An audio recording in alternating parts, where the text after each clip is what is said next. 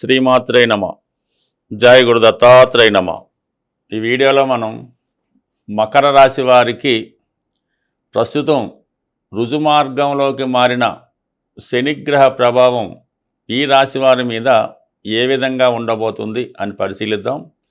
మరి ప్రస్తుతం ఈ నవంబర్ 25వ తారీఖు నుంచి 2026వ సంవత్సరం జూలై 22 వరకు రుజుమార్గంలో శని భగవానుడు మీనరాశిలో సంచరించడం జరుగుతూ ఉంటుంది. సో దానివల్ల శని యొక్క తన ఫలితాల్ని ఖచ్చితంగా ఈ రాశి వారి మీదకి ఇవ్వడం జరుగుతుంది. అంటే ఖచ్చితంగా అంటే మన వల్ల అవుతుంది, ప్రయత్నం చేద్దాం అనుకుంటే అది ఖచ్చితంగా సక్సెస్ అవుతుంది. అలాగే అర్హత లేని వాటికి ప్రయత్నం చేస్తే ముందే తెలిసిపోద్ది కాదు అని. ఈ విధంగా మీకు శని పర్ఫెక్ట్ అయిన ఫలితాలు ఇస్తాడు. పైపెచ్చి ఏంటంటే ఈ మకర రాశి వారికి శని 3వ స్థానంలో అత్యంత బలమైన స్థానంలో ఉన్నాడనమాట. ఇంచుమించుగా 3వ స్థానంలో శని భగవానుడు ఈ మకర రాశి వారికి కొత్త అవకాశాలు ఇవ్వడం జరుగుతూ ఉంటుంది. వారి జీవితంలో చేసినటువంటి తప్పులు సరిదిద్దుకోవడానికి చాలా మంచి అవకాశాలు ఇవ్వడం జరుగుతూ ఉంటుంది. అంటే మొన్నటి వరకు అంటే ఈ నవంబర్ 25వ తారీఖు బ్యాక్కి వెళ్తే ఒక 4 నెలల పాటు శని వక్రగమనంలో ఉండడం వల్ల ఖచ్చితమైన ఫలితాలు ఇవ్వలేకపోయాడు. ఎందుకంటే వక్రగమనంలో ఉన్నప్పుడు కుంభరాశి మీద కూడా తన ప్రభావం చూపడం వల్ల చిన్న చిన్న మిస్టేక్స్ ఇంకా అది కంటిన్యూ అయ్యాయి. ఈ కుటుంబ విషయాల్లో, ఆర్థిక విషయాల్లో, అలాగే కొన్ని బలహీనతల విషయంలో అవి ఇంకా వదులుకోలేక ఇంకా అవి కంటిన్యూ అవుతూ మొన్నటిదాకా రావడం జరిగింది. ఇంచుమించుగా ఈ రోజుతో అంటే నవంబర్ 25తో అటువంటి అన్ని బ్యాడ్ ఎఫెక్ట్స్ అంటే ఉద్యోగంలో అపనిందలు, రుణ సమస్యలు, కుటుంబంలో గొడవలు ఇవన్నీ కూడా కంప్లీట్గా పోయి ఇప్పుడు అన్నీ కూడా కొత్త ఆలోచనలు, కొత్త పరిచయాలు, కొత్త అవకాశాలతో జీవితాన్ని ముందుకు తీసుకెళ్లే అవకాశం ఉంటుంది ఈ రాశి వారికి. సుమారుగా 8 నెలల పాటు ఈ అవకాశం ఉంటుంది. అంటే మళ్ళీ అప్పుడు వక్రించి అక్కడే ఉంటాడు, బట్ కానీ ఇంత పర్ఫెక్ట్గా మీకు ఫలితాన్ని ఇవ్వడు. అంటే కొత్త ప్రయత్నాలు ఫలించడం జరుగుతూ ఉంటుంది.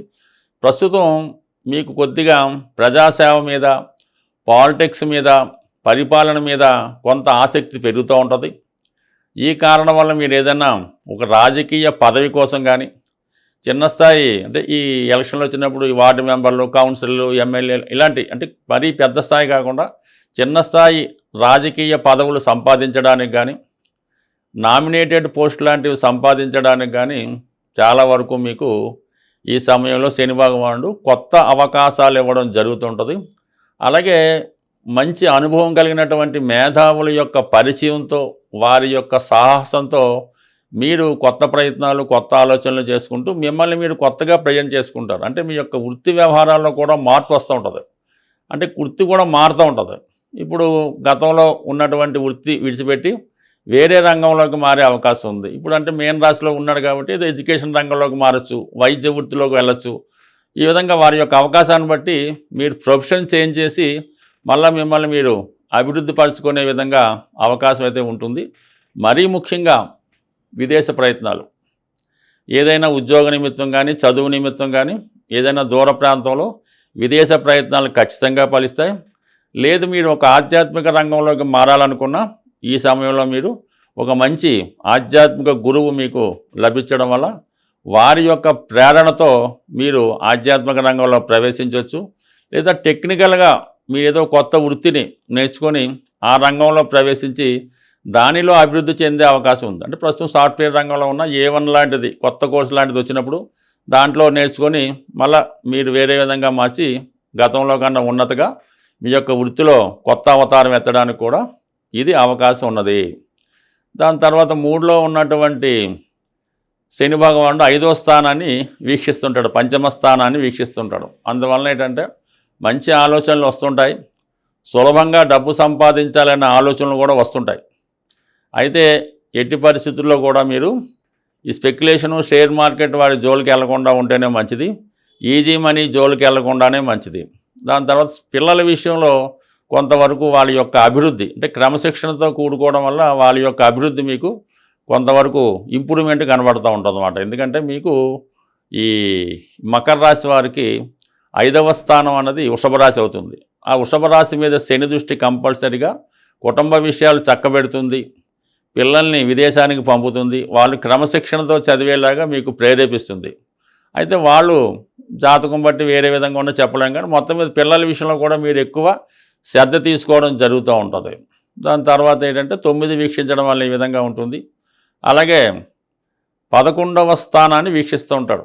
3లో ఉన్నటువంటి శని భగవానుడు 11వ స్థానాన్ని కూడా వీక్షించడం వల్ల ఆటోమేటిక్గా మీకు చాలా వరకు ఏమవుద్దంటే కొత్త అవకాశాలు అవి రావడం అది జరుగుతుంటుంది. ఆధ్యాత్మిక చింతన మొదలుగా పెరగడం అది కూడా జరుగుతూ ఉంటుంది అన్నమాట. ఏదేమైనా మరి మకర రాశి వారికి శని చాలా ఉపయోగపడే గ్రహం. పైపెచ్చు 3వ స్థానం అంటే సుమారు 27.5 సంవత్సరాల తర్వాత అదే స్థానంలోకి వచ్చి గతాన్ని మళ్ళీ మీకు రౌండ్గా ఒక టర్న్ తిప్పుకొని కొత్తగా పాతవి సరిదిద్దుకొని కొత్తగా మీ జీవితాన్ని ముందుకు తీసుకెళ్ళడానికి అవకాశం ఉంటుంది. బట్ అలాగే ఇప్పుడు మీరు ఇంకా అతి క్రమశిక్షణతో గత అలవాట్ల నుంచి ఆలోచనల నుంచి బయటపడి కొత్తగా మరి శని భగవాన్ని ఆరాధిస్తూ ఒక క్రమశిక్షణ పద్ధతిలో ప్రయాణం చేయడం వల్ల కంప్లీట్గా మీ లైఫ్ కొత్త టర్న్ తీసుకొని కొత్త జీవితానికి నాంది పలికే అవకాశం ఉంది. ఏదైనా జాతకంలో జన్మ జాతకంలో గోచార ఫలితాల్లో గ్రహాలు జాతకుడిని ఇబ్బంది పెడుతున్నప్పుడు ఆ గ్రహానికి తగు విధంగా పరిహారం శాంతులు చేయించుకోవడం జరుగుతూ ఉంటుంది. ఒకప్పుడు గ్రహాలకి జపాలు అవి చేసి దానం అది ఇవ్వడం అది ఇతరుల ద్వారా చేయించడం జరుగుతూ ఉండేది. కాలగమనంలో అంత నిష్ఠాతులైనటువంటి పండితులు లేకపోవడం వల్ల అది పెద్దగా నెమ్మదిగా ఆ ఆచారం అనేది తగ్గడం జరిగింది. ఈ నవీన కాలంలో ఎవరికి వారు స్వతంత్రంగా చేసుకునే పరిహారాలే బాగా పనిచేయడం జరుగుతూ ఉంటుంది. కొంతవరకు దానాలు అవి చేయడం వల్ల కూడా పరిహారాలు అన్నవి న్యూట్రల్ అవ్వడం జరుగుతూ ఉంటుంది. అంటే ఏదైనా మనం చేసుకున్న దాన్ని బట్టి ఉంటుంది. అన్ని గ్రహాల్లో కల్లా శని భగవానుడు పెట్టే ఇబ్బందులు అలాగే ఉంటాయి. అతని పరిహారం కూడా చాలా సింపుల్గా ఉంటుందన్నమాట. అసలు ఒక రూపాయి ఖర్చు లేకుండా శని భగవానుడికి మనం పరిహారం చేసుకోవచ్చు. ఆ పరిహారం అంటే శని ఎలాగైతే నెమ్మదిగా సంచరిస్తుంటాడో పరిహారం కూడా నెమ్మదిగా ఫలితాన్ని ఇస్తూ ఉంటుంది. ఆ పరిహారాన్ని మీరు ఎప్పుడూ చేస్తూ ఉండాలి. ఏదో కొన్నాళ్ళు చేసి మానేస్తే కుదరదు. అది ఎప్పుడూ చేస్తూ ఉంటే దాని యొక్క ప్రభావం మీకు ఉంటుంది. శని యొక్క నెగిటివ్ ప్రభావం తగ్గి పాజిటివ్ ప్రభావం మీ మీద పడుతూ ఉంటుంది. చాలా అందరికీ తెలుసు శని భగవానుడు యొక్క ఆహార పదార్థాలు నువ్వులు శనికి చెందినవి కాబట్టి శని భగవానుడికి ఏదైనా ఒక మీ యొక్క జన్మ నక్షత్రానికి అది శని ప్రభావం ఉన్నప్పుడు మీ జన్మ నక్షత్రం రోజున కానీ మీ జన్మ నక్షత్రానికి 6వ తార సాధన తార రోజు కానీ అది కూడా శనివారం అలాగొచ్చినప్పుడు శివాలయంలో ఉన్నటువంటి శని భగవానుడికి అంటే మిగతా చోట కాదు అది ఎక్కువ ఫలితం ఇస్తూ ఉంటుంది. శివాలయంలో ఉన్నటువంటి శని భగవానుడికి విధి విధానంగా 8 సంఖ్య వచ్చేలాగా 800 గ్రాములు తైలాభిషేకం చేసుకోవచ్చు. సో అలాగే నువ్వుల దానం పూజా కార్యక్రమాలు చేసుకోవచ్చు. అయితే శని భగవానుడికి పరిహారం చేస్తున్నప్పుడు చాలా నిడారంభరమైన జీవితాన్ని గడుపుతూ ఉండాలన్నమాట. ఆ రోజంతా కూడా ఆహారంలో ఆయిల్తో చేసిన తినకుండా వీలైతే ఆ ఒక్కరోజు కింద అంటే సాపాది వేసుకొని సింపుల్గా పడుకొని మిగతా విషయాలకి దూరంగా ఉండాలన్నమాట. కాపురానికి దానికి దూరంగా ఉంటూ ఆ ఒక్కరోజు జాగ్రత్తగా ఉంటే శని బాగా పనిచేస్తుంది. చేయలేని వారు సూర్యోదయానికి ముందే లెగిసి కాలకృత్యాలు తీర్చుకొని ఒక 20 నిమిషాల పాటు అంటే ఏజ్ని బట్టి పెద్దవాళ్ళు ఒకలాగా చిన్నవాళ్ళు ఒకలాగా ఇంచుమించు ఒక 40 నిమిషాలు మీరు క్విక్ వాకింగ్ కానీ రన్నింగ్ కానీ జంపింగ్ కానీ చేయడం వల్ల కంప్లీట్గా శని యాక్టివేట్ అవ్వడం జరుగుతూ ఉంటుంది. నెంబర్ 2, మీ ఇంట్లో పెద్దవాళ్ళు వృద్ధులు ఎవరన్నా ఉంటే వాళ్ళు కొద్దిగా సేవ చేసి వాళ్ళ అవసరాలు తీర్చి వారిని చిన్న చిన్న పనులు చెప్పినప్పుడు అవి చేస్తూ ఉండాలి. 99% ఇంట్లో పెద్దవాళ్ళు ఉన్నప్పుడు వాళ్ళు చిన్న అవసరాలు కూడా ఒక ట్యాబ్లెట్ తెచ్చిపెట్టమన్నా కూడా ఆ ఇంట్లో ఎవరు కూడా తేడాకి ఇష్టపడరు. వాళ్ళే పాపం ఎవరినో బతిమాలు వాళ్ళే వెళ్ళి తెచ్చుకుంటూ ఉంటారు. అలా కాకుండా వాళ్ళ అవసరాలకి ఒక మంచి లేనివ్వడం ఒక ట్యాబ్లెట్ తెచ్చిపెట్టడం ఈ విధంగా పెద్దవారికి సేవ చేయడం వల్ల కంప్లీట్గా మీకు శని భగవానుడు ఆశ్రయిస్తాడు. కొద్దిగా అవకాశం ఉన్నవాళ్ళు ఇది బాగా చలికాలం కాబట్టి ఎవరైతే ఇబ్బంది పడుతుంటారో ఈ రోడ్డు పక్కన పడుకునేది ఉంటుంటారు. అటువంటి వాళ్ళకి మంచి రగ్గు కానీ కాళ్ళకి చెప్పులు కానీ ఇవ్వడం వల్ల శని భగవానుడు మీకు సంతోషించే అవకాశం ఉంది. అలాగే ఇది మనకు అనాశరణాలు అవి ఉంటాయి, లేదంటే పిల్లలు చదువుకునే హాస్టల్స్ ఉంటాయి కదా, కొన్ని హాస్టల్స్ ఉంటాయి. ఆ హాస్టల్లో పిల్లలకి ఏం చేస్తారంటే మీరు ఈ స్టీల్ ప్లేట్లు, వాళ్ళు భోజనం చేసే స్టీల్ ప్లేట్లు వాళ్ళు భోజనం చేసే సైజులో స్టీల్ ప్లేటు, ఒక స్టీల్ గ్లాసు, అలాగే ఒక స్టీల్ బౌలు సెట్ అంతా కలిపి ఒక 100-150 రూపాయలు రావచ్చు. అది మీ ఓపిక ఉంటే ఈ అనాథ శరణాలయాలు వృద్ధాశ్రమాల వాళ్ళకి ఈ స్టీల్ ప్లేట్లు డొనేట్ చేయడం వల్ల, వాళ్ళు అందులో భోజనం చేయడం వల్ల మీకు చాలా మంచి ఫలితం రావడం జరుగుతూ ఉంటుంది.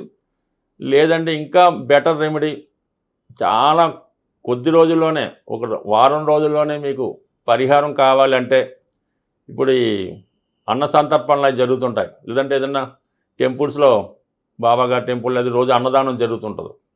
అక్కడ ఈ భోజనాలు చేసిన బట్టే వాళ్ళ తాలూకా ప్లేట్లే కలెక్ట్ చేసి శుభ్రంగా వాటిని మీరు క్లీన్ చేయాలి. శుభ్రంగా క్లీన్ చేసి మళ్ళీ అవసరానికి అక్కడ పెట్టడం వల్ల, ఇంకోటి ఏంటంటే ఈ టెంపుల్స్ వాటి దగ్గర తిరణాలు జరిగేటప్పుడు ఈ చెప్పుల స్టాండ్ ఒకటి తీసుకొని, అంటే మీరు ఒక ప్లేస్ అన్నా పెట్టుకోవచ్చు, వాళ్ళు నేను చెప్పుల స్టాండ్లోనే మీరు సేవ చేయవలసి ఉంటుంది. ఆ చెప్పులు పెట్టడం మళ్ళీ వచ్చిన వెంటనే ఇవ్వడం, అంటే డబ్బులు గట్టా తీసుకోకుండా ఈ చెప్పుల స్టాండ్ దగ్గర సేవ చేయడం వల్ల, అంటే మనకి ఈ బాబా గారు ఉన్నప్పుడు, అంటే పుట్టపర్తి సత్యసాయిబాబా గారు ఉన్నప్పుడు వాళ్ళు వాలంటీర్లు ఈ చెప్పుల షాప్ దగ్గర ఉండడానికి పోటీ పడుతూ ఉండేవారు. ఎక్కడికి వెళ్ళినా కూడా వాళ్ళు ముందు ఉంటామనేవారు. ఎందుకంటే దాని ఫలితం అనేది మీకు చాలా ఎక్కువగా మీకు కనబడుతూ ఉంటుంది.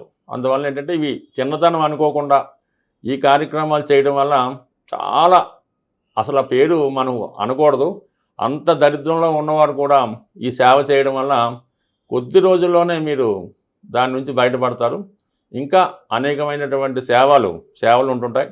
అవి వీలున్నప్పుడు మనం చర్చిద్దాం. ఇవి సింపుల్గా కూడుకున్న సేవలు కాబట్టి ఇది ఒకసారి ప్రయత్నం చేసి చూడండి. మీకు 24 అవర్స్లోనే ఫలితం అన్నది ఖచ్చితంగా వస్తుంది. రాసి పెట్టుకోండి. స్వస్తి.